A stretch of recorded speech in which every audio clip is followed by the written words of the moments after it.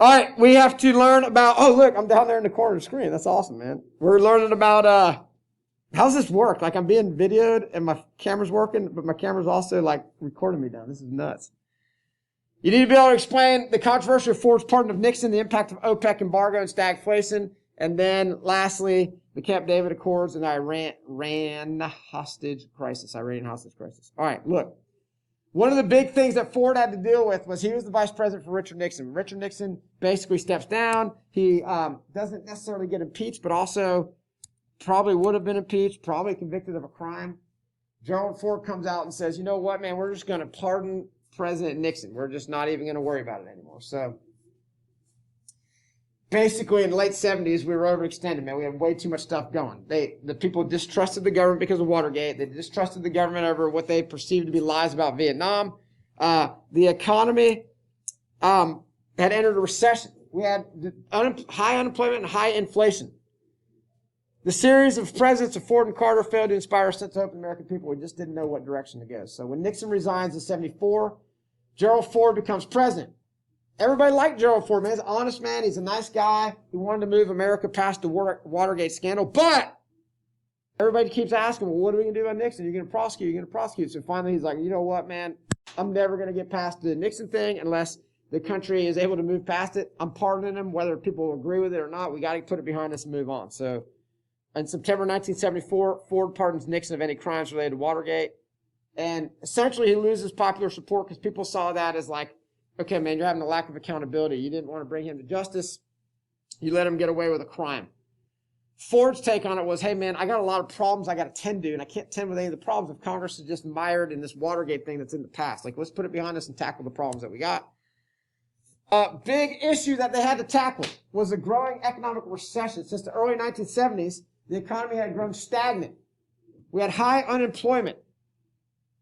Inflation and interest rates were all on the rise. So this led to a formation of a new term that actually didn't exist until this time period, which is called stagflation, when you have high unemployment and high inflation. Stagnant economy usually does not lead to high inflation. It usually leads to lower inflation. But in this case, stagnant economy and high inflation is known as stagflation. That's a brand new word that got created in the 1970s. Like most economic theorists said that something like stagflation was impossible. But the reason why stagflation occurred was because of what happened with OPEC and the oil embargo on America. The oil-producing exporting countries, or the Organization of Petroleum Exporting Countries, formed OPEC. The oil crisis of the 1970s in retaliation for American support of Israel, OPEC cut off oil to the United States in 1973.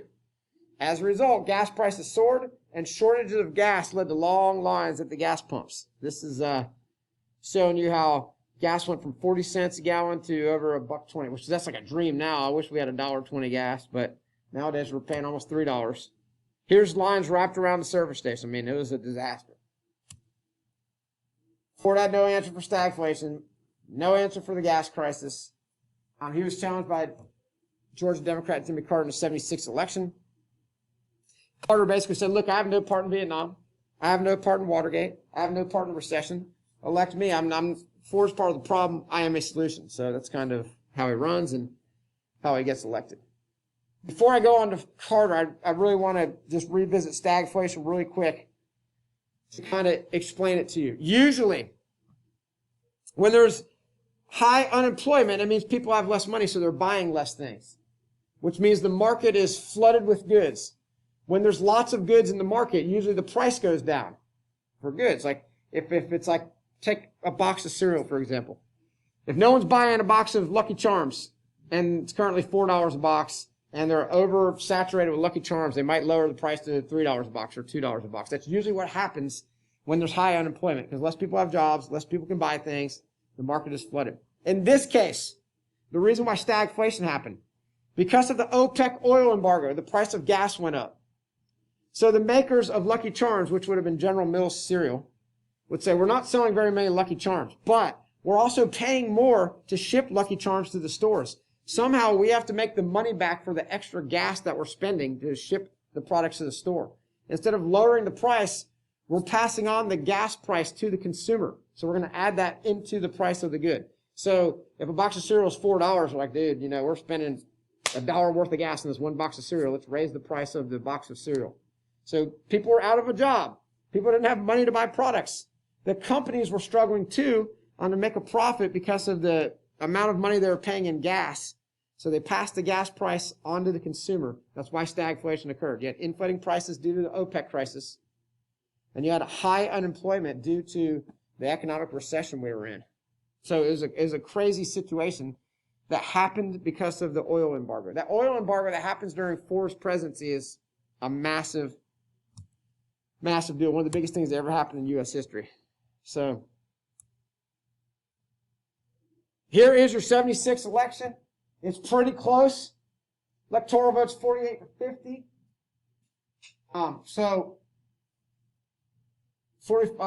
The popular vote is 48% to 50, and the electoral vote's 44 to 55. So it's a close vote, man. As President Carter tries to attack the energy crisis, stagflation, and recession, he's met with some issues.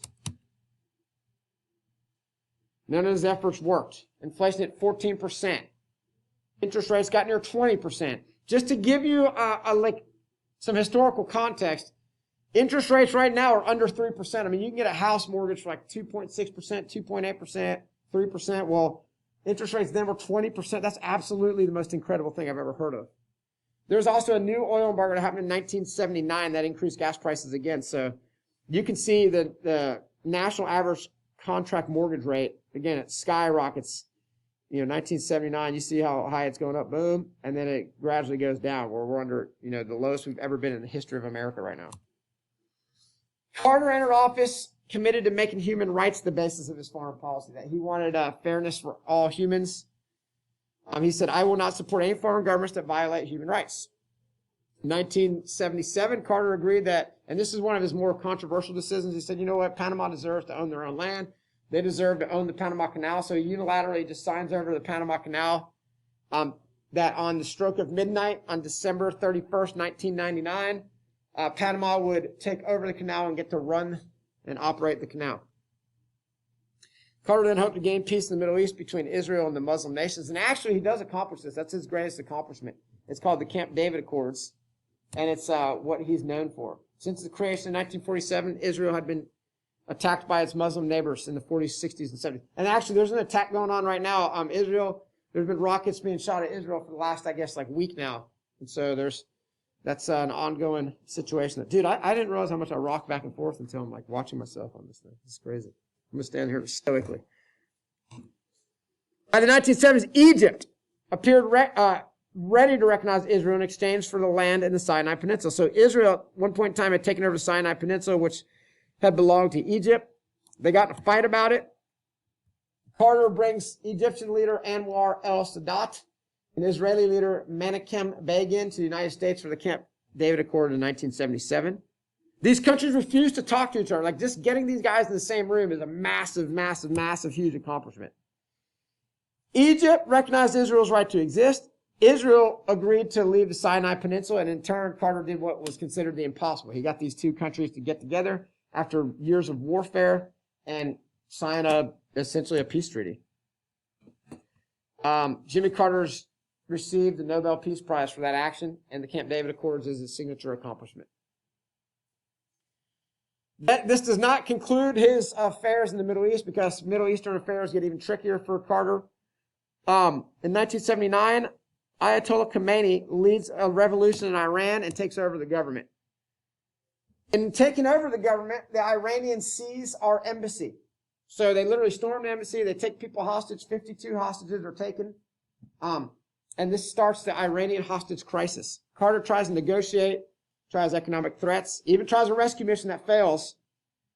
And all 52 hostages were held in Iran for 444 days. So this is one of the main reasons why Carter does not win a re-election, man. He's not able to do anything successfully to free the hostages in the Iran hostage crisis. To make matters worse, the Soviet Union during Carter's administration invades Afghanistan.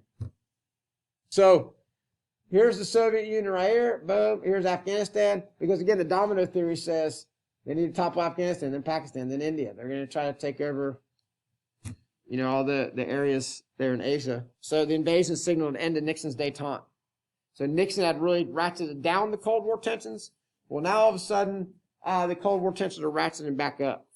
So what did we do? We did the same thing in the Afghan war that the Russians did during the Vietnamese War and the Chinese did during the Vietnamese War. We gave them weapons. We gave them training. We taught them how to fight the Russians.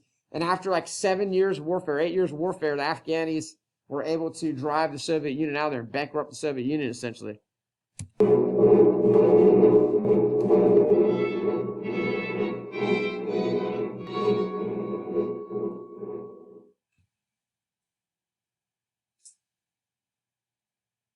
So the Mujahideen fighters, as they became known as, were backed by the CIA and our money and our weapons.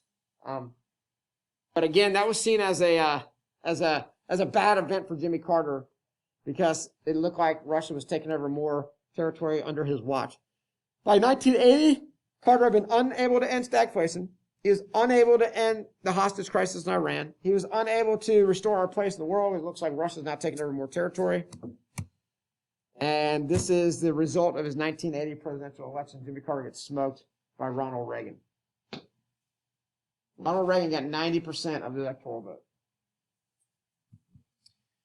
In 1980, the USA seemed to be losing its place as top nation in the world.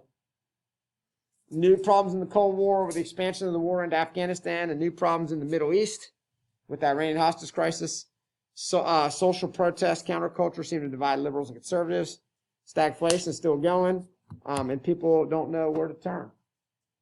Jimmy Carter ends up, I think he's a well-respected guy. His presidency is seen as a failure. Again, the Camp David Accord is massive success.